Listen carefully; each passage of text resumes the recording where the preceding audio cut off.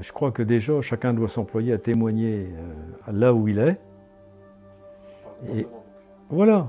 Parce que si tu veux, une chose est sûre, le jour du pacte où Dieu a dit Alastu bi rabbikum, tout le monde a dit Bal shahidna. Hein? Donc tout le monde le sait. C'était dans le sud de la France un coup qui m'avait redit ce que tout le monde dit, hein, quand on devient musulman, on est pardonné, on revient tout neuf, on oublie tout. Moi je lui dis je n'oublie surtout rien. Je n'oublie pas les fois où j'ai roulé sous la table tellement j'étais ivre-mort. Non, j'oublie surtout pas parce que je sais que Dieu est venu me rechercher. Et qu'oublier ça, ce serait oublier la bénédiction de Dieu. Et je ne veux surtout pas. Listening to Abdul Rahman and the others, you see a genuine grasp and understanding of the religion. Put aside the traditional exterior of the basic obligatory acts. Spending time with them, you see an effort to understand the various layers of meaning, from the mystical spiritual to the various philosophical interpretations of different thinkers. With an interest in the deeper understanding of the religion, the group embarked on their first month of fasting, attending the mosque in Rams, some 50 kilometers away. On va à la mosquée et on ressort de la fête avec 2 fois moins de foi qu'on avait en rentrant, quoi.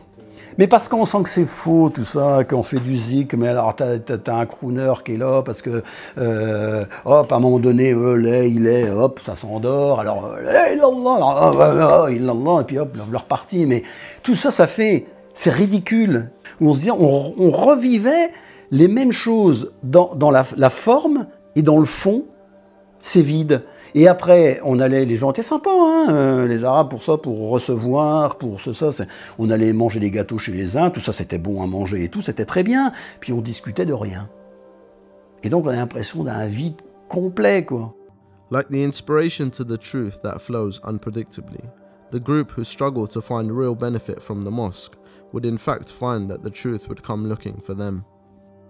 Donc, résultat de la course, à ce moment-là, ça, je ne sais même plus par quel hasard qu'on avait rencontré à un musulman, ça doit être quand même là-bas, qui était chiite. Et c'est par lui, donc par, comment il s'appelait, Abdelkarim, qu'on a rencontré les premiers chiites. Ce que lui nous a dit, non, moi je ne peux pas vous en causer, je vous indiquerai des gens, etc. Donc c'est là où on a connu Ben Issa, et puis d'autres personnes comme ça, après Tidjani, enfin voilà. Des gens qui ont commencé à qui on pouvait poser des questions et qui nous donnaient des réponses. On commençait à se rendre compte qu'on était en train de suivre une religion comme le catholicisme, et puis qu'est-ce que c'est, le prophète est mort, et puis il n'y a plus rien.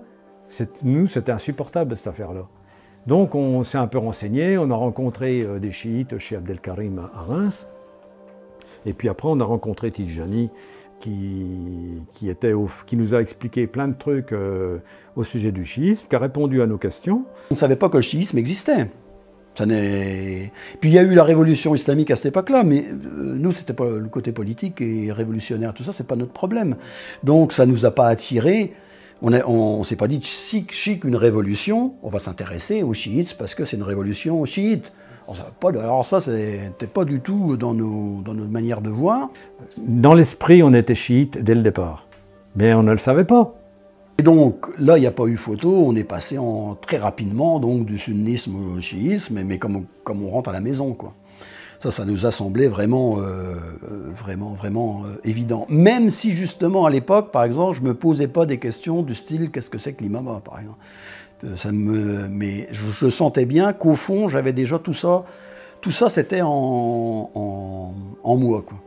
Mais pour nous, ça n'a posé aucun problème de devenir chiite, parce qu'on a reconnu la lumière du vrai. Alors, et en même temps, ça nous a soulagés, et c'est pour ça que le chiisme en lui-même porte une doctrine sublime. Et que, Dieu merci, on a encore un imam qui est présent parmi nous, bien qu'occulté, et que c'est vers lui qu'on se tourne, quoi. Et que s'il n'était pas là, c'est la fin de tout, quoi. Donc, si tu veux, là, on a trouvé une religion de vérité, et là, on s'y est attaché, là. Becoming Shia doesn't end with the Shahada. It requires greater research and understanding. Abdul Rahman and Abdul Majid are no different.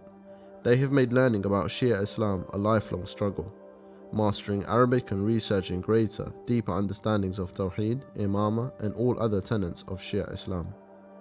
On était convertis, puis avec nos familles ça allait pas, donc on s'est retrouvés dans un mobil-home, on a acheté un mobil-home, on a vécu quelques années là, et puis après on a cherché à se marier chacun de notre côté, quoi. Donc il y a eu une période où on était un peu éclatés, et enfin, c'est...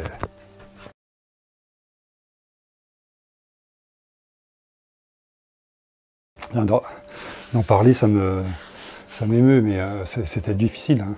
Cette période-là où on était séparés, où on a commencé à avoir des enfants et on s'est dit on peut pas, il faut qu'on refasse quelque chose en commun, on se voyait comme ça occasionnellement mais pas souvent, quoi. Bien qu'avec Abdelmajid on était voisins, mais il manquait quelque chose. Et... Il y a eu cette histoire qu'on a décidé de faire une mosquée. On se dit, on ne peut pas continuer à se voir comme ça, les uns chez les autres, la bonne ambiance. Puis le problème qui se passe quand on est comme ça, on passe chez les uns chez les autres, puis on parle. On a cherché un endroit, et donc on a trouvé ce qui est devenu notre mosquée actuelle. Le Moulinet, c'était vraiment une délivrance, quoi. Et on y allait bosser tous les week-ends, le dimanche. Même les gamins, au début, ils étaient fin fous de partir là-bas. Nous, on allait travailler le dimanche, le lundi j'étais encore là, lundi, mardi j'étais encore là-bas, le jeudi, vendredi j'étais déjà pour le dimanche, quoi. Tellement c'était le... Ouais, c'était vraiment ça qu'on cherchait, quoi. Et ça, c'est vrai que effectivement, ça a quand même tout changé, parce qu'effectivement, ça a cristallisé, ça a réalisé quelque chose de concret, autour de quoi on s'est mis à tourner, quoi, en fait. 96 qu'on a racheté Moulinet. À côté de nous, on n'a que celui-ci. C'est très important parce que nous, toutes les familles qui fréquentons cet endroit, ça nous permet de nous voir. Ça nous permet donc de pouvoir faire les cours d'arabe, de parler religion, de pouvoir travailler ensemble. As time went on and the community grew, they realized that like their own faith and understanding of the religion, their mosque also needed work to grow and expand, meeting their ever-growing needs. Depuis, là, on continue toujours à y travailler, mais c'est habitable depuis une dizaine d'années, quoi. Ouais. Mais au début, il y avait des trous dans le toit, c'était presque une ruine, quoi. Puisque moi, quand je suis arrivé en 98, ça avait déjà été acheté, il y avait déjà eu des travaux, tout ça. Mais on continue d'année en année de construire des choses, de mettre en place du confort, de faire comme le mihrab, des choses comme ça. Quelque chose qui est vraiment d'ici, qui a donc tendance, Inch'Allah, à perdurer. Le nombre, on s'en fout, mais alors complètement, c'est pas notre problème. Si Dieu fait qu'on sera plus nombreux, alhamdoulilah, s'il fait qu'on n'est pas nombreux, alhamdoulilah quand même, c'est pas grave. C'est pas ça notre truc, mais c'est vraiment de faire que, voilà, les musulmans d'ici sont des gens d'ici et sont des vrais musulmans. C'est l'endroit où on se retrouve, on coupe la vie d'ici avec tous les mécréants, et on se retrouve entre croyants, on fait des cours d'arabe, des cours de religion, et c'est une bouffée d'oxygène à chaque fois, hein, pour nous. Having been from different areas and different generations, the community now had their focal point, a home where they would congregate and work together to better themselves in the deen and in their daily life. As the community established itself, people from outside began to learn and interact with its members. Bilal found Islam through his time at the university, but came to know about Shia Islam through the community at Le Moulinet.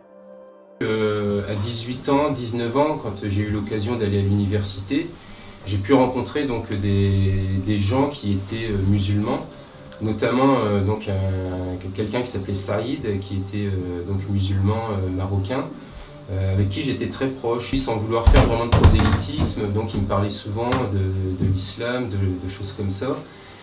Et c'est vrai que j'ai été à une période de ma vie aussi où j'ai tenté pas mal de choses, je faisais souvent la fête, l'alcool, des choses comme ça, et puis je me suis retrouvé à un moment où je voyais bien que ça ne menait nulle part, j'avais vraiment un manque dans ma vie. Ensuite, j'ai eu l'occasion de rencontrer ma femme, Jamila. Donc au début, voilà, on se connaissait, t'es musulman, je suis musulman, ouais. Et puis, donc j'ai pu savoir qu'elle était chiite. Et donc, naturellement, sans problème, j'ai pu parler ouvertement avec Jamila, donc qui étaient les imams, des choses comme ça. Et je n'avais aucune opposition. J'ai même pu en parler aussi dans la mosquée que je fréquentais à Reims, et là j'ai bien vu que ça posait problème. On me disait c'est des problèmes politiques, il faut pas s'intéresser à ça, c'est politique, c'est politique. Bon, sauf que moi ça me disait quelque chose, et puis donc j'ai voulu en savoir plus. Et puis naturellement donc les choses se sont faites aussi avec Jamila, et puis on a pu faire un mariage. Et rapidement, je suis devenu chiite aussi, où pour moi, il y a des choses qui étaient devenues évidentes. As the community began to develop, it became clear that there were growing roles and responsibilities for its members. Everyone had to take on a certain task and make it their own. Abdul Noor is in charge of the community food supplies. Collectively, they all harvest and store food for the winter months. Je suis membre de l'association. Parce que Abdel Nour il est trésorier. Abdel Majid il est l'imam et Abdelrahman il est comment dire ça, je ne sais pas comment le dire. Donc ils sont à trois responsables, quoi, hein. Moi je suis comme Bilal, je suis membre de l'association, quoi. Je suis maraîcher, je fais du maraîchage bio depuis 31 ans, quelques années après être devenu musulman, c'était la suite. Je suis devenu musulman en 81 et j'ai commencé l'activité en 84, à peu près en même temps qu'Abdel Nour, dans son métier de menuisier. Là c'est pareil, c'est une liberté qu'on a dans son travail. Bon, j'ai pas l'impression de me vendre en faisant ce métier-là, enfin vendre mon âme, quoi. Donc ça va, quoi. C'est le genre de métier qui permet de garder mon intégrité, enfin j'espère. 85, c'est le début où Abdelmajid m'a fait un petit local pour pouvoir démarrer l'atelier de menuiserie, parce que je cherchais du travail, pas moyen de trouver du travail, j'avais pas d'expérience. Moi en ce moment, parce que c'est un peu la crise pour tout le monde, mais il y a toujours du travail quand même, ça va. Sinon la fabrication, c'est que pratiquement du sur-mesure, des choses que tu trouves pas, c'est pas des choses courantes, quoi. C'est un chapelet de prière, donc Allahu Akbar, Alhamdulillah, Subhanallah, voilà. En miroir pour mettre au mur. Abdul Noor is also a very talented carpenter, and Abdul Majid saw this in him. After helping him establish himself, Abdul Noor was able to earn a sufficient livelihood and use his skills to develop the mosque and adjacent buildings. Part of his carpentry work is the restoration of old pieces of furniture and such like. Petit à petit, on a agrandi la maison avec les frères, parce qu'à chaque fois qu'on fait un boulot chez quelqu'un, tout le monde vient bosser, après on bosse chez un autre, sans calculer, on ne travaille plus chez toi ou chez l'autre, on n'a jamais travaillé comme ça, on est toujours...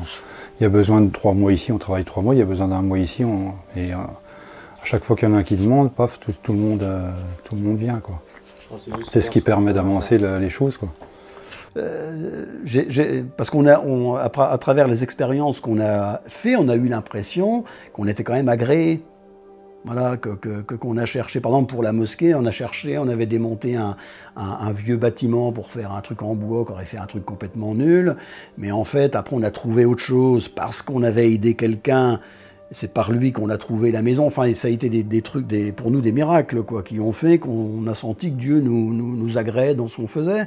Ça c'est quelque chose qui est tout à fait fantastique. Aside from the various manual jobs needed to run the community, Abdul Majid looks after the clerical affairs. Regardez les papiers, le numéro d'assurance complémentaire, telle caisse de retraite, telle autre caisse de retraite, le numéro de cotisant, combien qu'elle paye. Puis alors je te dis pas, on t'en demande. Mais après quand je me rappelle que finalement c'est un acte d'adoration, ça change tout. Bah oui, c'est vrai. Donc tu vois, pour ça c'est pas... The community meets at least once a week, where they take time to learn various different subjects. All members, from the young to the old, have weekly Arabic classes, in the hope they are always in touch with the Quran and the traditional Islamic texts. This allows them access to the earliest Islamic sources. Abdul Majid and Abdul Rahman know they won't always be there. They hope that they can pass on Islam as they found it to the following generations through these classes. Et donc moi, ce que je trouve important, c'est que déjà, ça nous donne un lieu pour nous réunir, ça nous donne un lieu où justement nos enfants, moi-même, nous-mêmes, donc on peut venir parler islam, faire des cours d'arabe, donc pour pouvoir essayer de mieux s'emparer de notre religion, lire le Coran, Dua Kumail, des choses comme ça. Et cette mosquée, c'est vraiment notre centre, c'est notre centre qui nous permet donc de pouvoir remonter au niveau de notre iman, de notre foi. C'est par devoir qu'on fait les choses. Alors, on fait les choses comme c'est de l'extérieur. Bon, il y a des trucs qu'on aime, il y a des trucs qu'on n'aime pas. Bon, ben là, c'est vrai que j'aime pas trop être mis en scène, mais je m'en fous complètement à partir du moment où je sens que ça vit et qu'on est en train de parler de l'essentiel. Moi, il n'y a que ça qui m'intéresse. Parler de la divinité, parler justement du lien avec lui, du devoir qu'on a avec lui, du pacte qu'on a avec lui. Moi, il n'y a que ça qui m'intéresse. Le reste... La vie, c'est le temps de la preuve et de l'épreuve. Parce que l'homme étant ce qu'il est, un peu bête et un peu feignant, c'est par les épreuves qu'il arrive à progresser dans le chemin spirituel. Par ton exemple, tu fais ce que tu as à faire, humblement, puis si Dieu veut que quelqu'un comprenne par ton comportement ou par ce que tu fais qu'il comprenne quelque chose, bah, alhamdoulilah. Donc il y a notamment deux auteurs qui nous servent beaucoup ici, au Moulinet, dans notre Oumma, dans le Masjid. C'est donc René Guénon qui a pu écrire sur justement les valeurs de la science sacrée, mais qu'effectivement, s'il y aura toujours des centres spirituels, il y aura toujours quelque chose qui fera qu'on peut remonter et retourner vers Dieu, quoi. On se sent revenir comme un gosse, où on a cette connaissance du divin qui n'a pas du tout besoin d'explications, de raisons, de choses comme ça. Et le deuxième auteur qui nous a beaucoup, qui m'a beaucoup interpellé aussi, c'est un philosophe qui s'appelle Henri Corbin, qui a pu écrire justement sur l'islam chiite tel qu'il a pu lui le découvrir en Iran, et donc il nous a mis, grâce à ses livres, certaines notions et puis des éléments de la doctrine des imams. Voilà, c'est ça mon désir, être en rançon pour l'imam. C'est tout un travail qui occupe toute la vie. Hein. Voilà.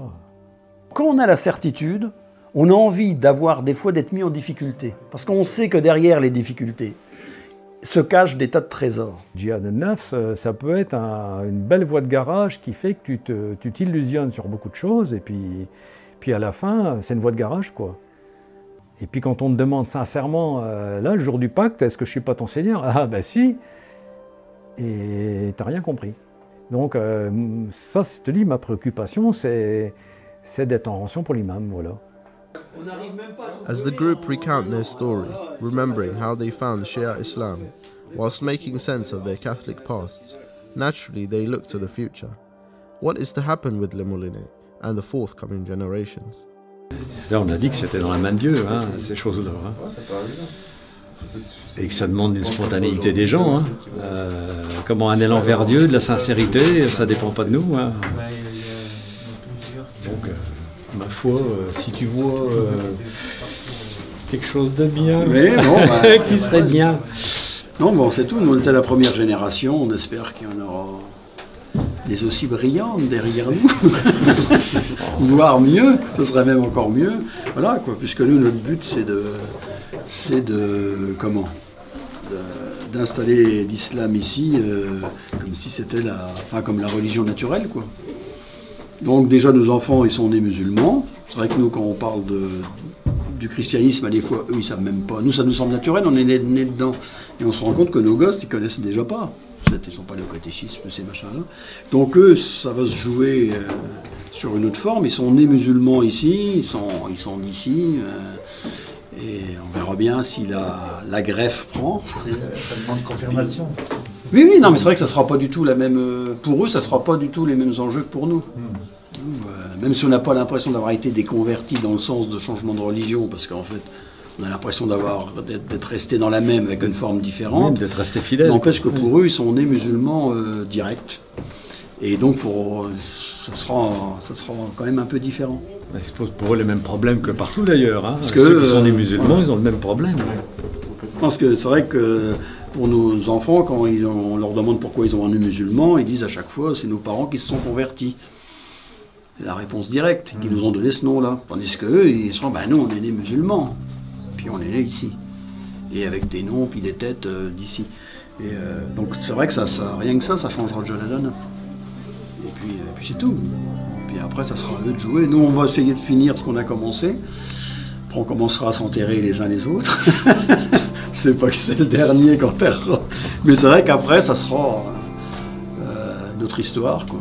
Mais en espérant que l'esprit restera, quoi. Through God's hand, Abdul Rahman and Abdul Majid found Islam. In this way, with the same inspiration, the hope is that God will continue His blessings on the community, growing it into a larger bastion for Shia Islam in Ardennes and further afield.